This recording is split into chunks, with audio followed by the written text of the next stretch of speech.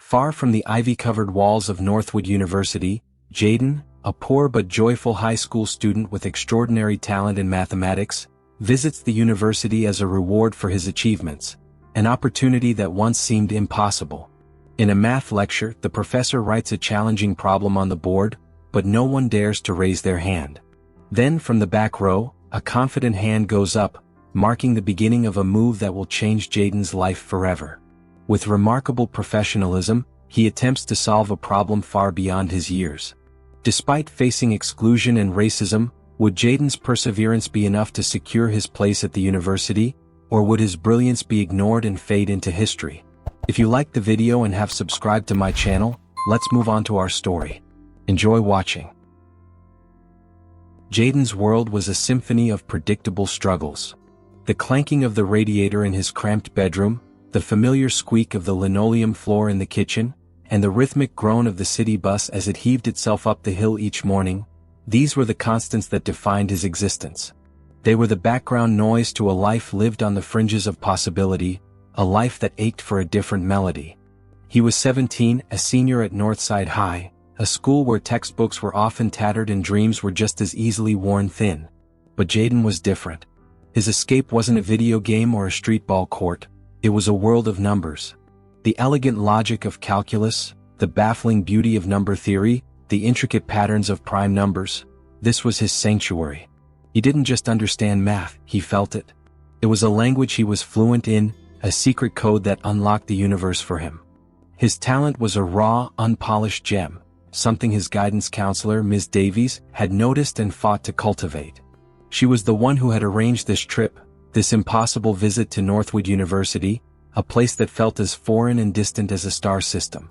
"Jaden, this is a chance," she had said, her voice a low, urgent whisper as she handed him the itinerary.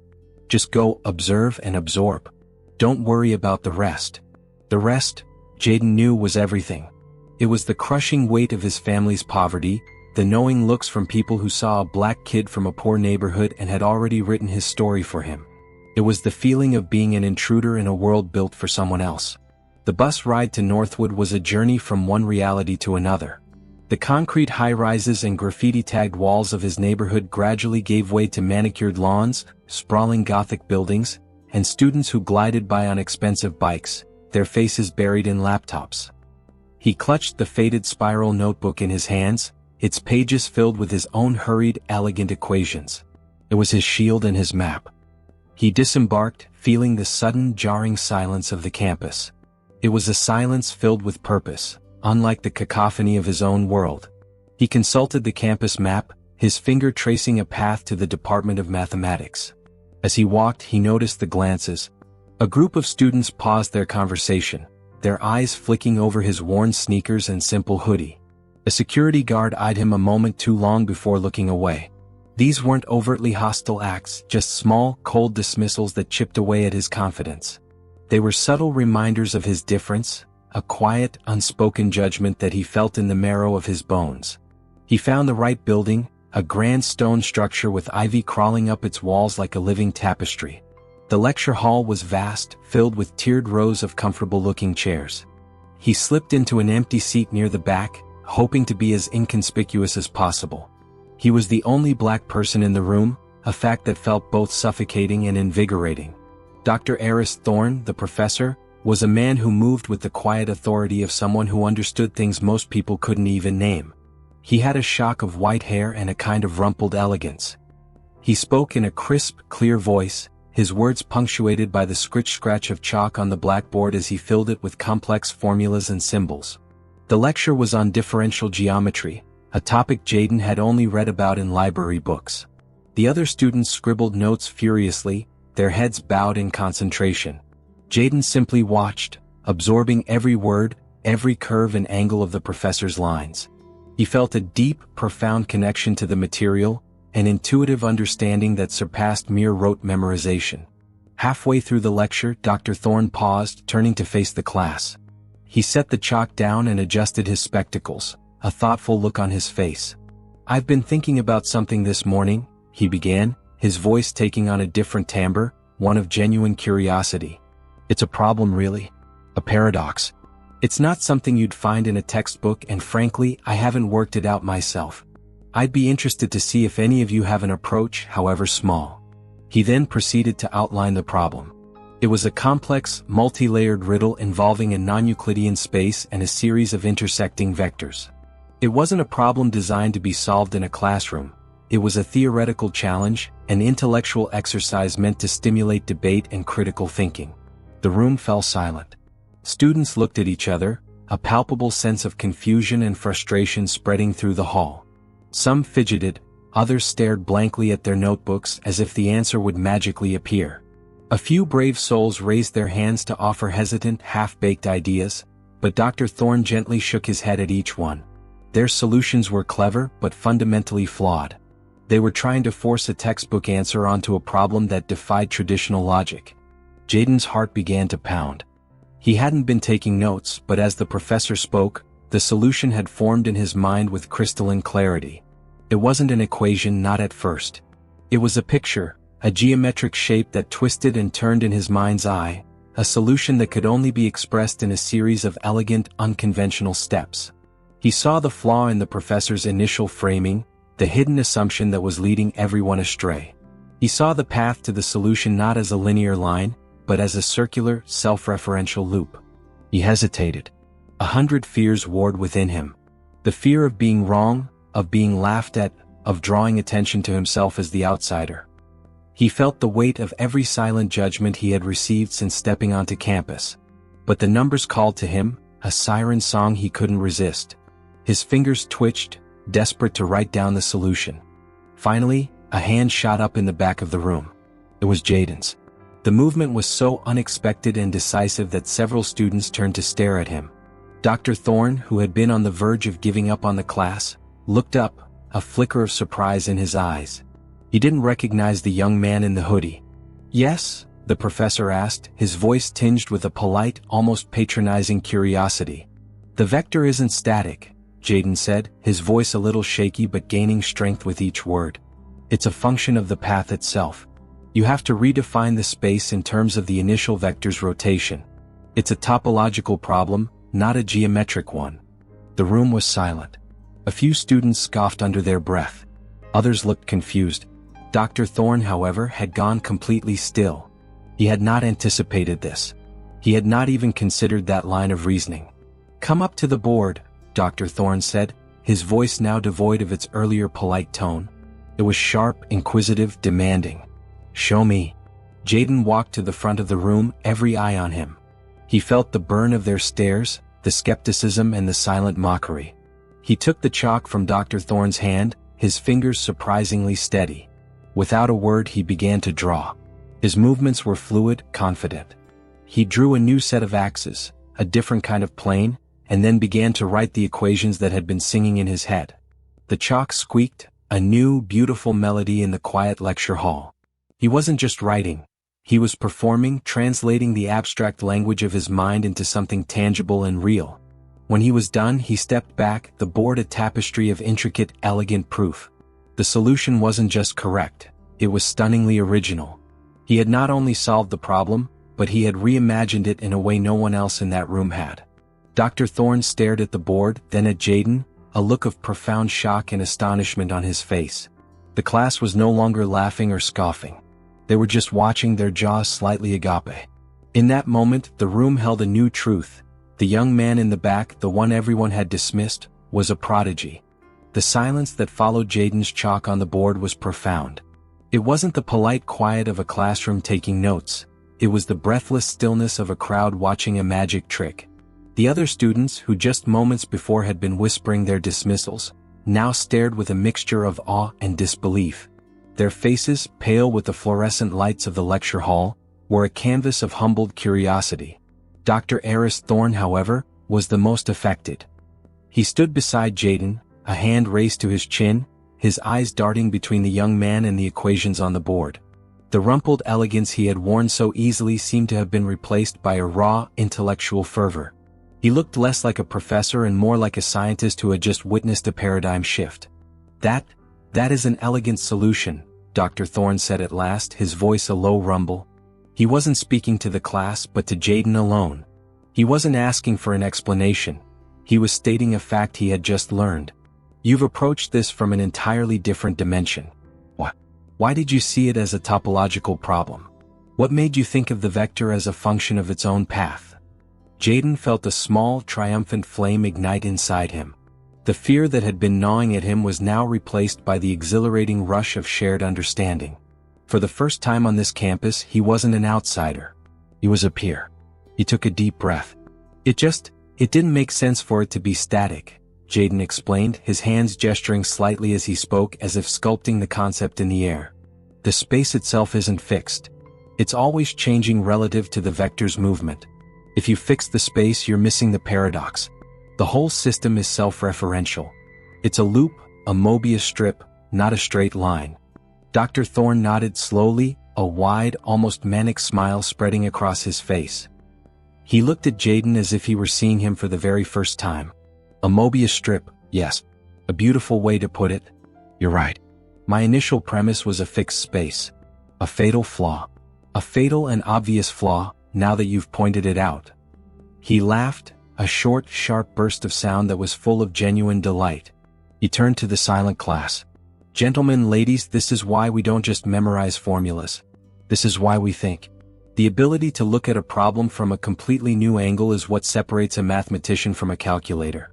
Thank you, Mr. Jaden. Jaden Carter, he said, the name feeling solid and real on his tongue. The lecture bell chimed, a harsh and unwelcome sound that shattered the moment.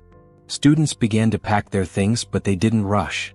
They stole glances at Jaden as they filed past, their expressions a mix of curiosity and deference. One student, a young man with a neatly trimmed beard and a Northwood hoodie, paused. He looked at the board, then at Jaden, a flicker of something unreadable. Was it admiration? Envy? In his eyes. He said nothing, simply gave a quick, almost imperceptible nod and walked out. It was a small gesture, but to Jaden, it felt like an acknowledgement, a subtle validation. As the last student left, Dr. Thorne walked over and gestured for Jaden to follow him out of the hall and down a corridor lined with old portraits and framed degrees. They entered a small office filled with towering stacks of books and papers, the air thick with the scent of old knowledge. The professor gestured to a worn leather chair. Jaden, sit, Dr. Thorne said, settling behind his desk. He leaned forward, his elbows on a particularly tall stack of books. I have to be honest with you. I haven't seen an intuitive grasp of these concepts like that in, well, I can't remember the last time. Tell me about yourself. Where are you from? Which high school? Jaden hesitated. This was the part he dreaded. The truth. He couldn't bring himself to lie, not after what had just happened. This man saw his mind, not just his skin. So he told him. He told him about Northside High, the school that didn't have an AP calculus class, let alone one on differential geometry. He told him about his parents who worked 2 jobs just to keep the lights on. He told him about Ms. Davies, who had gotten him old textbooks from a library sale and a stack of practice problems from a retired professor.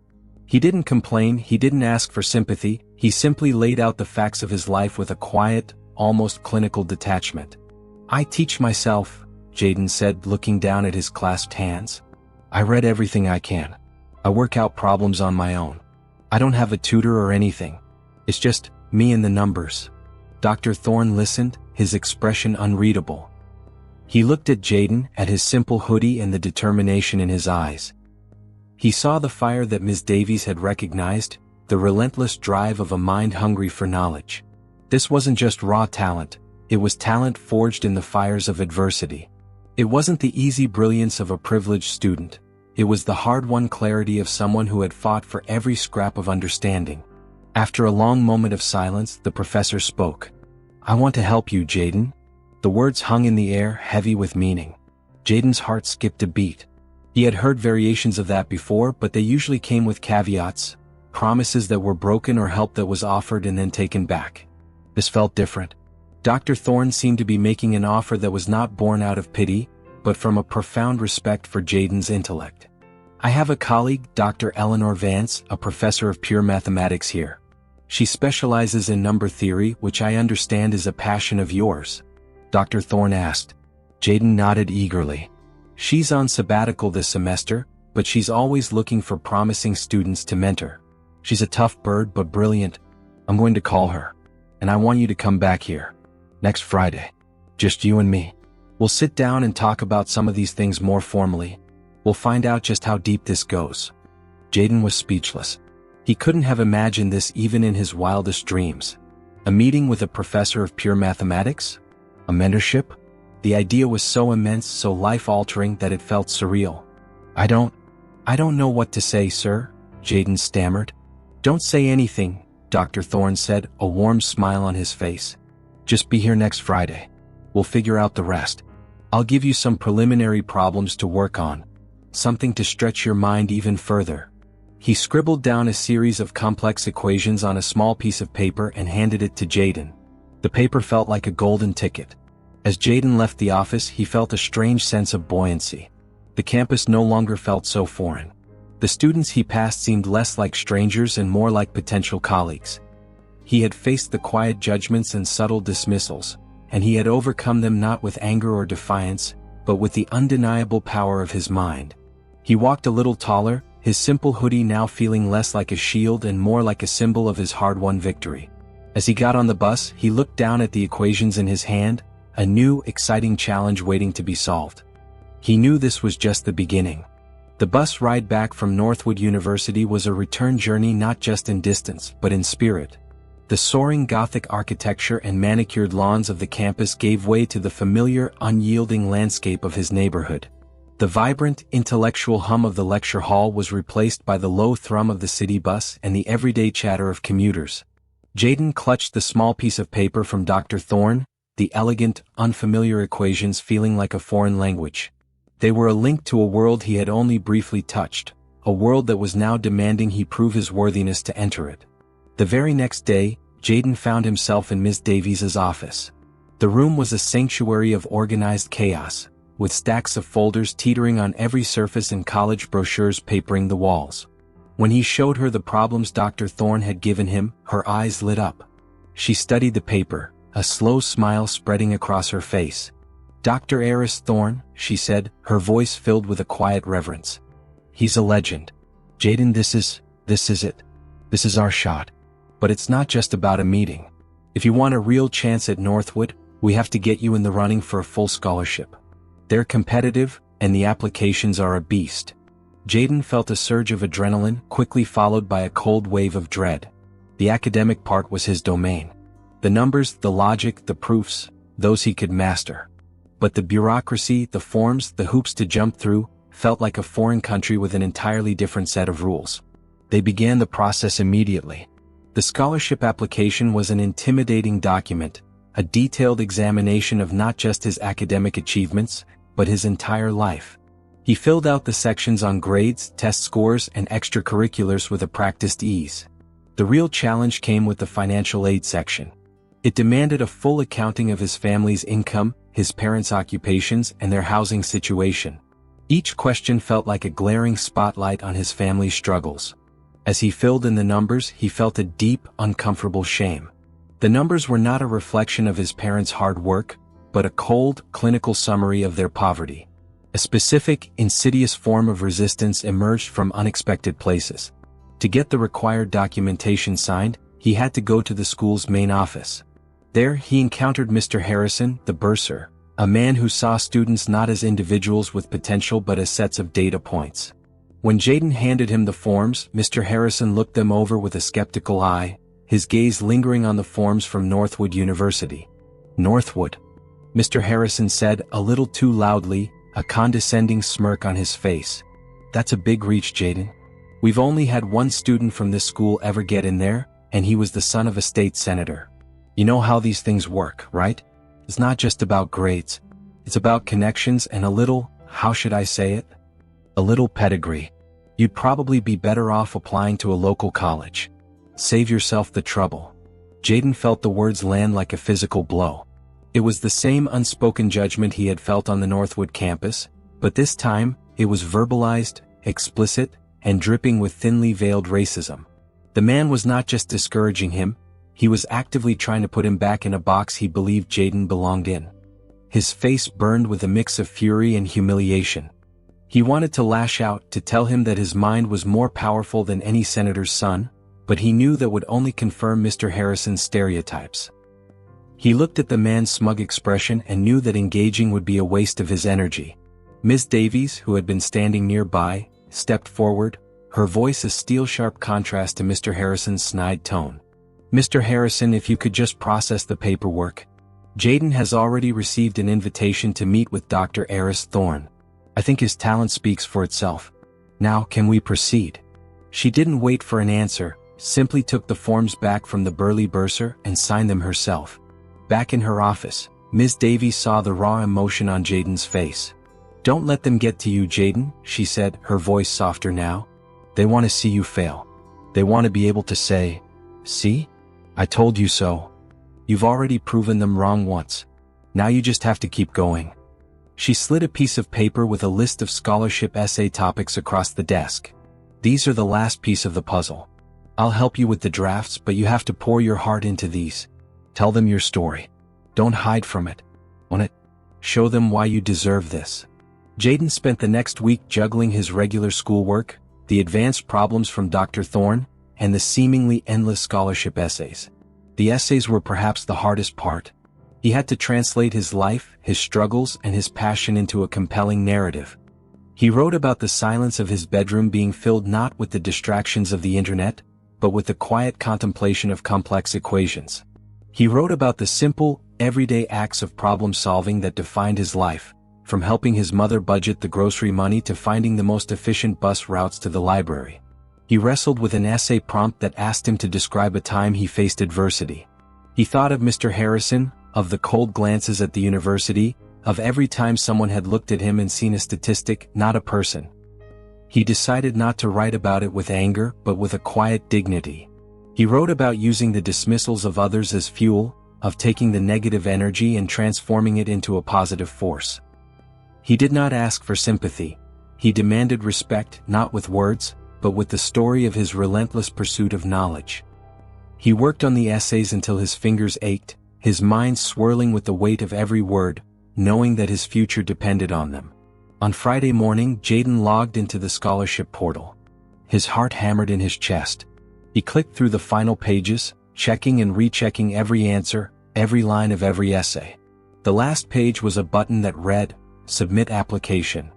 He took a deep breath, the accumulated hopes and fears of his entire life compressed into this single final action.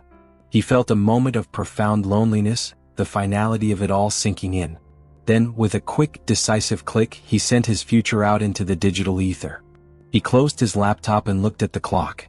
He had just enough time to get to the bus for his second meeting with Dr. Thorne. The second visit to Northwood was different. The weight of hope and the sting of Mr. Harrison's words had hardened something in Jaden. He wasn't just a visitor anymore, he was a contender. He walked with a purpose that seemed to straighten his spine and quicken his step. He found his way to Dr. Thorne's office, the labyrinth of corridors and academic portraits now feeling less alien and more like a path he was meant to walk. Dr. Thorne was waiting for him, a warm, knowing smile on his face. He gestured to the same worn leather chair Jaden had sat in the week before. "Jaden, welcome. I trust you've had a chance to look at the problems I gave you?" he asked, a twinkle in his eye. Jaden pulled the paper from his pocket, the creases now worn from his constant handling. "Yes, sir," he said, his voice confident. The first two were an elegant application of nonlinear differential equations. "I think I found a new way to express the final product as a simple ratio. The third one, though, it took me a while. I had to create a new kind of notation to make sense of the variables." Dr. Thorne leaned forward, his casual demeanor melting away to reveal the hungry scientist beneath. "Show me," he demanded, his voice a low, urgent whisper. Jaden pulled out his spiral notebook, its cover peeling and its pages filled with his hurried, precise script. He laid it on the desk and began to explain his solutions. He didn't just recite the steps. He narrated the journey of his thoughts, the blind alleys he went down, the sudden flashes of insight that had led him to the answers. He explained the new notation, a series of squiggly lines and symbols that were incomprehensible to anyone but him, but which beautifully captured the complex relationship between the variables. Dr. Thorne listened, nodding, his eyes widening with each new revelation. He would occasionally interject with a question, a gentle probe to test the depth of Jaden's understanding, and each time, Jaden answered with a clarity and a depth that left the professor in silent awe. The room was not just an office anymore, it was a sanctuary of shared intellectual pursuit. The outside world, with its buses, its prejudices and its poverty, ceased to exist. All that mattered was the pure, unadulterated language of mathematics. "Astonishing," Dr. Thorne said finally, leaning back in his chair, his hands clasped behind his head. "I have never seen anyone come to those conclusions so quickly, much less someone who is entirely self-taught. You have a gift, Jaden. A true raw gift. And there's someone else who agrees." He turned his computer monitor to face Jaden. On the screen was a video call. The woman on the other side had a severe, no-nonsense look, her short salt and pepper hair framing a face that was all sharp angles and piercing blue eyes. She was Dr. Eleanor Vance, the pure mathematics professor Dr. Thorne had mentioned. She was staring at Jaden's notebook, which Dr. Thorne had propped up to the camera. "Thorne, is this for real?" Dr. Vance's voice was a low, resonant murmur, filled with a healthy dose of skepticism. "The notation is brilliant. It's intuitive, it's efficient, it's new. But is he doing it on instinct, or does he actually understand the underlying principles?" Jaden felt a jolt of anxiety. He had solved the problems, but now he was being judged by a new, more formidable gatekeeper. He was being tested not by a professor who wanted to mentor him, but by one who seemed to want to expose him as a fraud. Dr. Thorne smiled. "Eleanor, that's exactly what I was thinking. The young man has an almost preternatural intuition. It's truly something to behold." Dr. Vance's eyes, fixed on Jaden through the screen, narrowed. "Intuition is one thing. Understanding is another. A great mind can see the destination, but a true genius can describe the journey with an elegance that others can replicate." "Jaden," she said, her voice dropping a little, becoming a challenge. "I am a very busy woman. My sabbatical is meant to be a period of rest, not a time to be dragged into harebrained schemes by Thorne. I need you to prove to me that this is worth my time. Thorne has shown me your work. Now, I have a problem for you." Jaden's heart hammered against his ribs. This was it. The real test. "Thorne and I have been trying to solve this for the better part of a decade. We've come close, but we've never been able to get the final piece of the puzzle. If you can solve this, Jaden, I will not only mentor you, but I will personally walk you through the door of the most prestigious mathematics programs in the country. Forget scholarships, forget applications.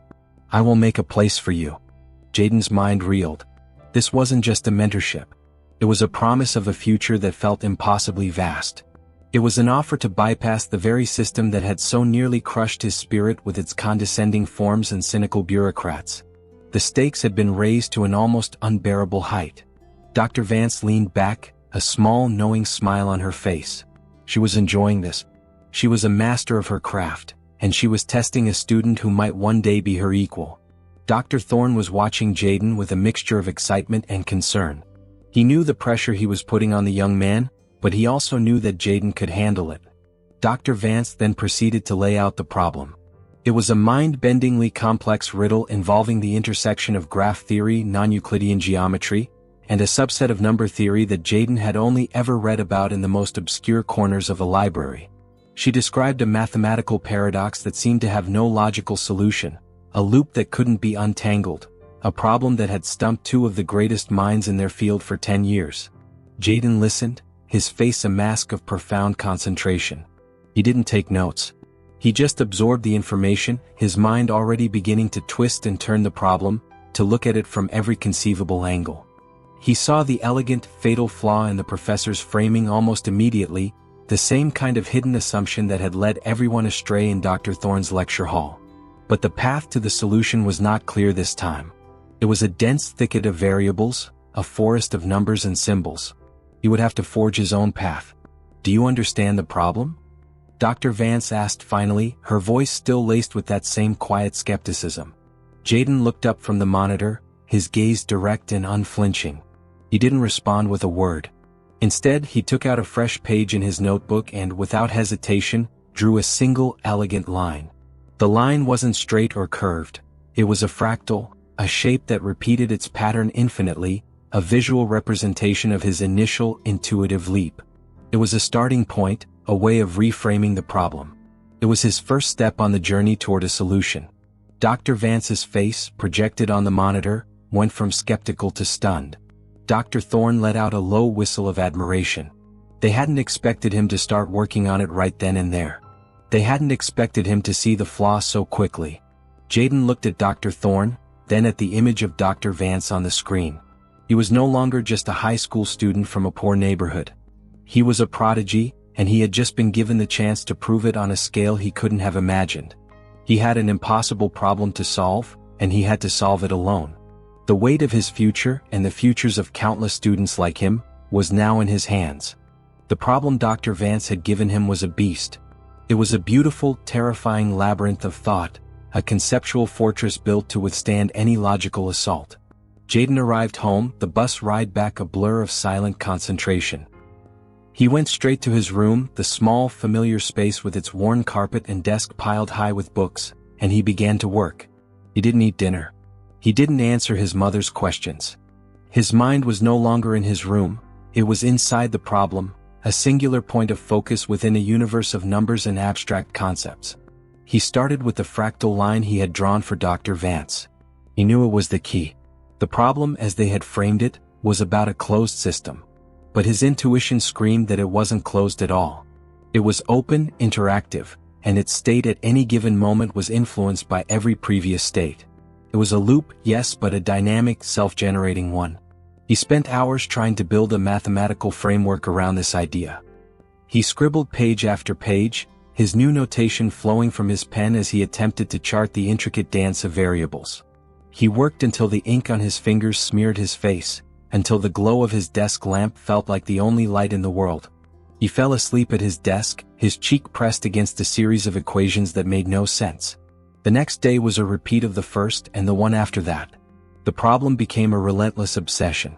Every waking moment was spent dissecting its layers, trying to find a hidden doorway into its core. He would walk to the library, his mind replaying the complex formula over and over, his eyes scanning the world around him for some pattern, some metaphor that would unlock the solution. He tried the conventional methods first, the ones that had always worked before. He applied everything he had learned about non-Euclidean geometry and graph theory, trying to force the problem into a known shape. But each attempt was a dead end. The variables refused to behave. The numbers seemed to actively resist being confined. They were fluid, chaotic, and impossible to pin down. The pressure began to build, a silent, suffocating weight. He remembered the look on Mr. Harrison's face, the condescension in his voice. He remembered the quiet skepticism of Dr. Vance. The stakes felt impossibly high. This wasn't just about his future, it was about proving them all wrong. He was carrying the weight of his family's hopes, Ms. Davies's belief in him, and the promise of a future that felt like a fairy tale. And now he was failing. One night, after a week of fruitless work, he reached a breaking point. He had been working on a proof that seemed promising, a chain of logic that, for a few brilliant moments, had felt solid. But then, a single variable shifted, and the entire structure collapsed. The elegant chain of reasoning unraveled into a meaningless tangle of numbers. Jaden stared at the page, a profound sense of exhaustion and defeat washing over him. He slammed his notebook shut and buried his face in his hands. He was an imposter. He had gotten lucky with the first problem. This was different. This was real, and he was out of his league. He pushed his chair back from the desk and walked to the window. The city lights twinkled below, a chaotic and beautiful tapestry of humanity. He watched a car drive down the street, its headlights illuminating the pockmarked asphalt. The streetlights flickered and hummed. He saw the intricate, interlocking patterns of the chain-link fence across the street, the way each wire was a single, simple element that came together to form a complex, unbreakable structure. He saw the chaotic movement of people on the street, each a unique individual, yet all of them moving within the same defined system, following unspoken rules of traffic and space. Suddenly, a connection was made. He wasn't just seeing a city, he was seeing a living, breathing mathematical system. He realized the problem wasn't static at all. The very nature of the variables was not constant. They were in a state of continuous, dynamic change, not just within the system but because of the system. The loop wasn't a flaw, it was the core of the problem. It wasn't a Mobius strip as he had first thought, but a feedback loop, a series of cause and effect relationships that constantly altered the initial conditions. He rushed back to his desk, his hands shaking with renewed excitement. He didn't start with the equations this time. He drew a diagram. He drew a series of interconnected nodes, representing the variables, and a series of arrows showing how each one influenced the others. He drew the diagram of a system, not a problem. He saw how the unsolvable loop was a perfect representation of a real-world dynamic he understood intimately: the flow of resources in a system with limited supply. The less you have, the more you have to hustle. The hustle itself changes the very system you're trying to navigate. The new notation he had created in Chapter 4 suddenly made perfect sense. It wasn't just a series of symbols, it was a visual representation of this dynamic interplay. The squiggly lines showed the constant feedback. The symbols captured the ever-changing states of the variables. The pieces of the puzzle that had been scattered and meaningless suddenly snapped into place, forming a single elegant picture. He worked through the night, his mind a whirlwind of pure, unadulterated thought. He didn't feel tired. He felt alive. The equations flowed effortlessly from his pen. He wasn't just solving a problem, he was creating a new way to see it. He realized that the flaw in Dr. Vance and Dr. Thorne's decade-long pursuit wasn't a mathematical one. It was a fundamental one. They had been trying to solve a dynamic problem using a static framework. They had been looking at the forest, but they hadn't seen the trees, or how the wind rustled through them. As the sun began to rise, painting the sky in a soft wash of orange and pink, Jaden finished the last line of his solution. He looked down at the page, his mind clear, his heart pounding with a quiet, certain triumph. He had done it. He had solved the impossible problem. The weight of his future felt less like a burden and more like a gift, a testament to the power of a mind that had learned to see the world not as it was defined, but as it truly was. A series of complex, chaotic, and beautiful problems waiting to be solved. The city bus ride back to Northwood University was a universe away from the one Jaden had taken just a week earlier. The anxiety and apprehension were gone, replaced by a quiet, determined confidence. His backpack felt lighter, even with the weight of his notebook, which now held a secret so profound it felt like a physical object. He had stared at the final pages of his solution all night, not in doubt, but in a kind of silent awe. He hadn't just solved the problem. He had dismantled it and rebuilt it into a new, more elegant form. He found Dr. Thorne in his office, immersed in a series of proofs on his whiteboard, his back to the door. When he turned and saw Jaden, a look of genuine surprise, followed by a flicker of hope, crossed his face. He hadn't expected to see him so soon. "Jaden, I wasn't expecting you," Dr. Thorne said, gesturing to the chair. "Did you have a question about the problem?" Jaden didn't sit down. He took his notebook out of his backpack and placed it on the professor's desk with a deliberate motion. "No, sir," he said, his voice steady. "I came to show you the solution." Dr. Thorne's expression shifted instantly. The casual professor was gone, replaced by the serious academic. He picked up the notebook, his brow furrowed as he scanned the first page of Jaden's new notation, a series of elegant lines and symbols that he had never seen before. He then flipped to the last page, the final proof that Jaden had written just that morning. A low whistle escaped his lips. "Give me a moment," he said, his voice a low whisper of disbelief. He walked to his whiteboard and began to transcribe the notation, a chain of logic that was both utterly foreign and yet intuitively correct. After a few silent, intense minutes, he picked up his phone. "Eleanor," he said, his voice tight with a suppressed excitement. "You have to see this. He solved it. He actually solved it." A few minutes later, Dr. Thorne's computer monitor flickered to life, and the stern, imposing face of Dr. Eleanor Vance filled the screen. She looked tired, her eyes red-rimmed, as if she had been working on a complex problem for days. "Thorne, if this is another one of your games, I'm hanging up," she said, her voice a warning. "Eleanor, it's not. I'm telling you, the kid did it. He found the elegant solution. He didn't just brute force it, he reframed the entire thing. He proved that our foundational premise was wrong," Dr. Thorne explained, his voice filled with a reverence Jaden had never heard before. Dr. Vance's eyes, fixed on the screen, hardened. "That's impossible. We've been working on this for 10 years. There is no other premise. It's a closed system. The variables are constant." "That's what we thought," Jaden interjected, his voice carrying a quiet authority that surprised even himself. "But the variables aren't constant. They're dynamic. They change in response to each other, creating a feedback loop. The problem isn't static, It's a living, breathing system. You were trying to solve a dynamic problem with a static framework. Dr. Vance stared at him, her expression a mix of disbelief and disdain. Then, without a word, she gestured to the notebook. "Show me." Dr. Thorne turned the computer's camera to focus on Jaden's notebook. Jaden began to walk them through his solution, his voice a calm, logical flow. He explained the new notation he had created, demonstrating how it elegantly captured the dynamic nature of the problem.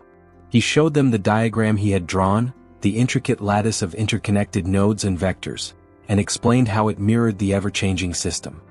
He spoke about the flaw he had found in their initial premise, the single, unstated assumption that had led them astray for a decade. He wasn't just reciting a proof, he was teaching them a new way to see. As he spoke, Dr. Thorne began to nod, his eyes wide with a growing comprehension. He would occasionally turn to the whiteboard and scribble a note, a word, an equation, as if he were trying to capture lightning in a bottle. Dr. Vance, on the other hand, was silent. Her brow was furrowed in a deep scowl of concentration. She would squint at the notebook and then at Jaden, her mind visibly turning the new information over and over, testing it, probing for a weakness. Finally, Jaden reached the end of his explanation. He had demonstrated that the problem had a solution, and that it had been staring at them all along, hidden in plain sight. There was a long, silent pause. Then Dr. Vance's face, which had been a study in skepticism, softened into a look of profound respect. The hard lines around her mouth relaxed into a slow, almost imperceptible smile. "My God, Thorne, he did it," she whispered, not to him but to herself. "He didn't just solve the problem, he solved the problem behind the problem. He saw something we missed for 10 years. She looked directly at Jaden, her blue eyes no longer piercing and skeptical, but filled with a quiet admiration. "Jaden, what you've done here is not just a triumph of mathematics. It's a triumph of perspective. We were so caught up in the established way of thinking that we couldn't see the forest for the trees. You saw the forest and the trees and the wind blowing through them. You're not just a genius. You're a visionary." Dr. Thorne was beaming, a wide, triumphant smile on his face. "Now," Dr. Vance said, her voice taking on a new urgency, "forget the scholarship. I told you I would make a place for you.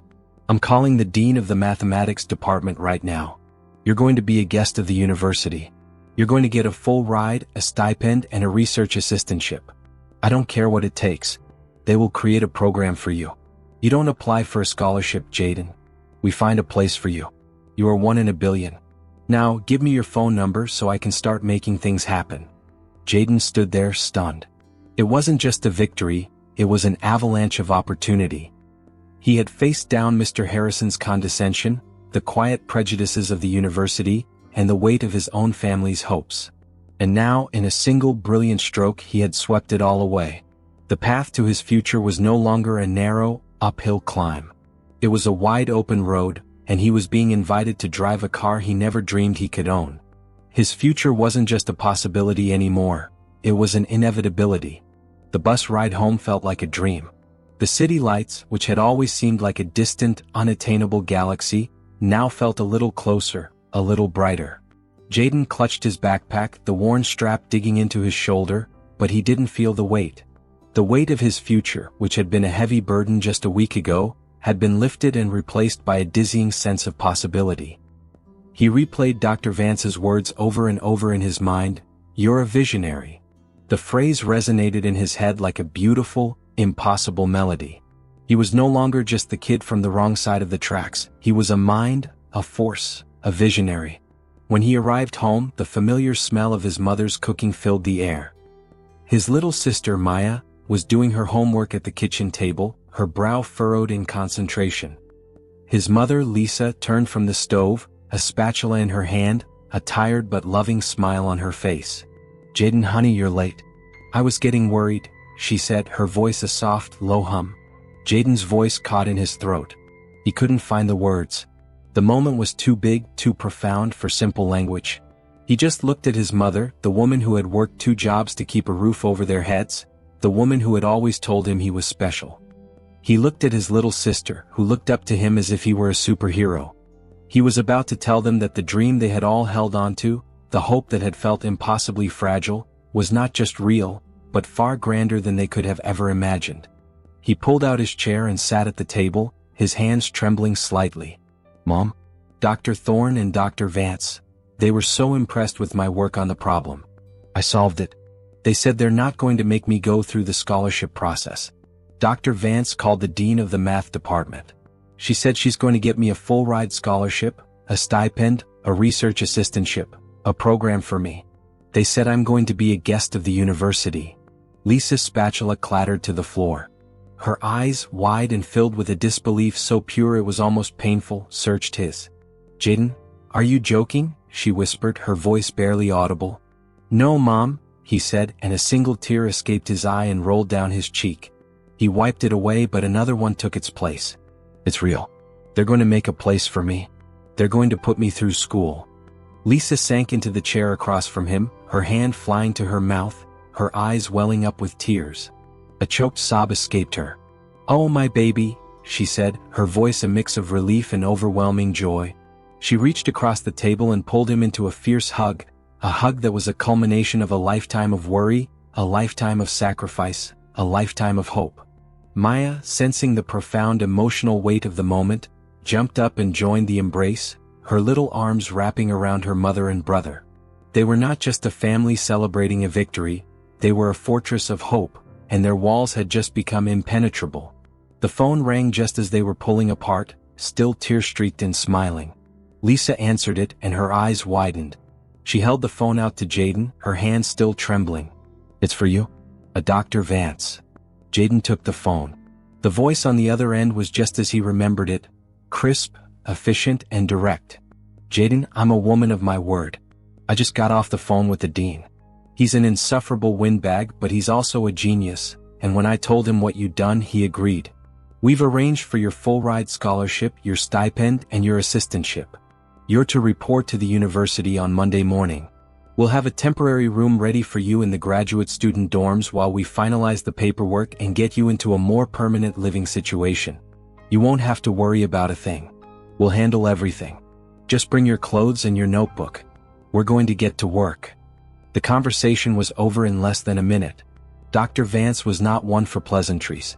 She was all business, but in her brevity, Jaden heard a promise of a new future, a future where his genius was all that mattered. He called his friend Malik, his hand still shaking. Malik's reaction was exactly what he expected. A moment of stunned silence, followed by a torrent of whoops and hollers. "Yo, Jaden, you're not playing with me right now, are you? You serious? A full ride? You're a freaking legend, man. We gotta celebrate." The next 2 days were a blur of frenzied activity. His mother, her face alight with joy, packed his clothes, folding each shirt with a care she usually reserved for a special occasion. She went to the store and bought him new toiletries, a new pair of shoes, and a new backpack. He talked to Ms. Davies, who, true to form, was not surprised. "I told you, Jaden," she said, a quiet triumph in her voice. "You were always destined for greatness. Now go show them what you're made of." Monday morning arrived with a stillness that felt like the calm before a storm. Jaden hugged his mother and his sister goodbye. There were no tears, just smiles. This was not a goodbye, it was the start of a new, incredible chapter. He took the bus to Northwood one last time. He got off at the same stop he always had, but this time he didn't feel like a visitor. He felt like he belonged. He walked to Dr. Thorne's office, but the professor wasn't there. Instead, a young, friendly woman with a clipboard was waiting for him. She introduced herself as one of Dr. Vance's research assistants. She led him through the labyrinth of the math department, down a different corridor this time, past offices with names of professors he had only ever seen in books. They took a different elevator to a new part of the campus, a part he had never seen before. It was a beautiful, sprawling section filled with manicured lawns and stately brick buildings. The graduate dorm was a modern, elegant structure, a far cry from his home. The woman showed him his temporary room. It was small but clean and well lit, with a desk, a bed, and a private bathroom. She handed him a key card. "You're set for the week. Dr. Vance will have a permanent place for you soon, but for now, get settled. Your stipend will be in your bank account by the end of the day. You'll meet with Dr. Vance in the morning to discuss your first research project." She smiled, a genuine, welcoming smile. "Welcome to Northwood, Jaden. We're all very excited to have you here." She left and Jaden was alone. He walked to the window and looked out at the sprawling campus, the manicured lawns, the students walking by with backpacks and laptops. It was a world he had only ever seen from the outside, a world that had once felt so impossibly distant. Now he was inside it. He was a part of it. The road to his future was no longer an uphill climb. It was a path laid out for him, a path he had earned with nothing but his mind. The final chapter of his old life was over, and the first chapter of his new one had just begun. The silence of the graduate dorm room was a profound, almost deafening contrast to the constant hum of his old neighborhood. Here, the loudest sound was the whisper of the air conditioner and the occasional rustle of leaves outside his window. It was a sterile, unfamiliar quiet that, in his first few days, felt like a pressure cooker. He was surrounded by a world that valued pure intellect above all else, and for the first time in his life, Jaden felt the gnawing, insidious fear of being found out. He had been a fish out of water at the lecture hall, but at least there he had been a visitor. Here he was meant to belong. He felt the weight of every condescending glance from Mr. Harrison, the quiet disbelief of his mother's friends, and the high-stakes gamble of his mentors, Dr. Thorne and Dr. Vance. His first meeting with Dr. Vance was not in an office, but in a sprawling, sunlit laboratory filled with whiteboards and monitors. Dr. Vance, a woman of few pleasantries, was already there, her fingers flying across a tablet. She looked up and gestured to a chair. "Jaden. Good. We don't have much time. I've put a team on a new project. We're going to be applying your model to a new field, predictive analytics for a city's resource distribution. We want to see if your dynamic framework can optimize the flow of energy, water, and emergency services in a closed system that we now know is dynamic. It's a real-world application, and if you're right, it could change urban planning forever." She wasn't asking him, she was telling him. She wasn't treating him like a student, she was treating him like a colleague. Dr. Thorne joined them, his face a mix of pride and academic excitement. He had a stack of books under his arm, all of them on urban systems and infrastructure. "We're going to use your model as the foundation," he said, his voice brimming with enthusiasm. "It's the first time in a decade we've had a breakthrough. You're not just solving our old problem, Jaden. You're creating new ones." Jaden's days quickly fell into a new, demanding rhythm. He spent his mornings and lectures sitting in the front row, his mind absorbing complex theories of quantum computing and advanced calculus with a speed that left his professors in awe. He spent his afternoons in the lab collaborating with Dr. Vance's research team, a group of graduate students and postdocs who, after their initial skepticism, had come to treat him with a profound, almost worshipful respect. They would gather around his whiteboard, watching him as he drew his elegant diagrams, his new notation now a common language in their lab. He was the one they turned to when they hit a wall. He was the one with the vision.